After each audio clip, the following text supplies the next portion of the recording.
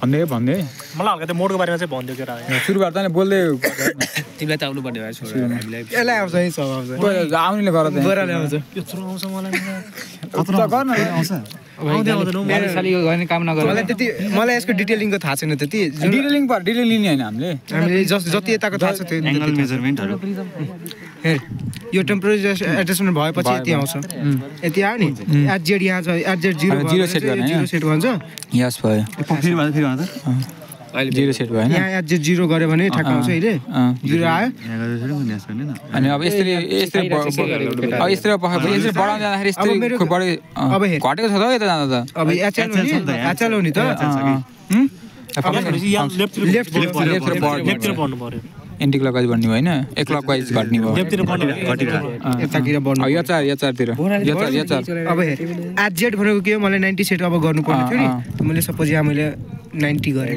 90 गरे भने enter थिचे okay यो मेरो कति आयो 90 सेट 90 सेट आयो नि अब यति त आज 90 सेट 0 सेटको लागि अब मलाई किन देखाइरा यो चल यचार अहिले भर्टिकल एंगल जति आछ नि त यो चल र यचार कसरी छ यसले 90 मा के गरेर यो केले 0 मानेको स्टेट एक्सले चाहिँ जेनेसल एंगल दिन्छ यसले चाहिँ स्ट्रेट होरिजन्टल यसले चाहिँ सेट गर्दै मिल्दो रहेछ यसमा P1 भछ P1 P2 P3 छ P3 छ नि यसलाई मैले यो P2 छ नि यो P2 अहिले हाम्रो युजमा छैन यो हामीलाई सर्वे क्याममा युज हुन्छ त्यति हो अनि यो P3 छ P3 मा हेर R L देश यो भनेको राइट र लेफ्टको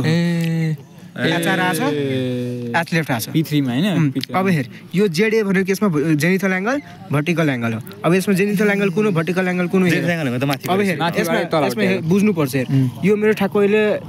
सिधा छ भने यो 0 यसलाई ठ्याक्क मैले बढाउँदै गयो भने यो कुन बढिरहेछ भन्दा यो भर्टिकल एंगल हो भर्टिकल एंगल अब मैले यसलाई चेन्ज गरे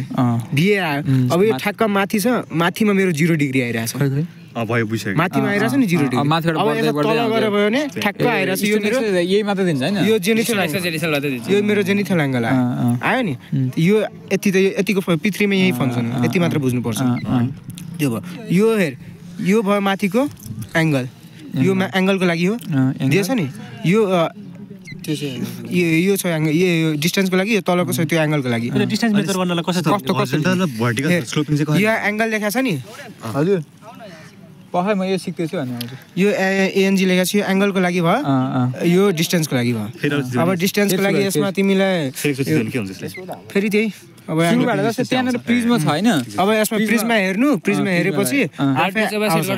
प्रिज्मा आफै लेजर आफै अन यहाँ लेजर अन मेजर गरेपछि आयो लेजर या लेजर भनेको F1 राख्यो भने लेजर आयो तल यो F1 के लेजरको लागि अरे फंक्सन स्केप फंक्सन F1 त्यसो भने लेभल एन्ड प्लम्बेड आउँछ अनि चाहिँ तल सार्यो भने ब्याकमा लेजर गर्न थाल्छ रे आयो आछ अहिले तल इन्टेन्सिटी कम छ धेरै ब्लड छ बुझ्यो नि फंक्सन र F1 भयो हैन फंक्सन अनि F1 फंक्सन अनि F1 त्यसो भने लेजर आउँछ जान्छ आयो अब अरु सिकाउन अरु यो एंगलको काम डिस्टेन्स मेजर अब डिस्टेन्स मेजरको लागि भनेछ भने यता ठ्याक्क प्रिज्म जहाँ छ त्यहाँ राख्नु यहाँ prism dot prism board a prism setting NP not prism mode हामीले प्रिज्म मोडमा हामी प्रिज्म मोड थिएन प्रिज्म मोड के हो त्यो प्रिज्म मोड नन प्रिज्म मोड प्रिज्ममा हेर्ने कि बिना प्रिज्म नै अब सपोज यहाँ आएको छ नि अर्को अब्स्ट्रक्सन आयो त्यसैको नाप दिन्छ के ल अब मल्लको अब्स्ट्रक्सनमा हेरौँ मेजर गर्नु प्रिज्म मोडमा गरेको छ नि कति हुन्छ प्रिज्म मोड ल प्रिज्म मोडमै हाल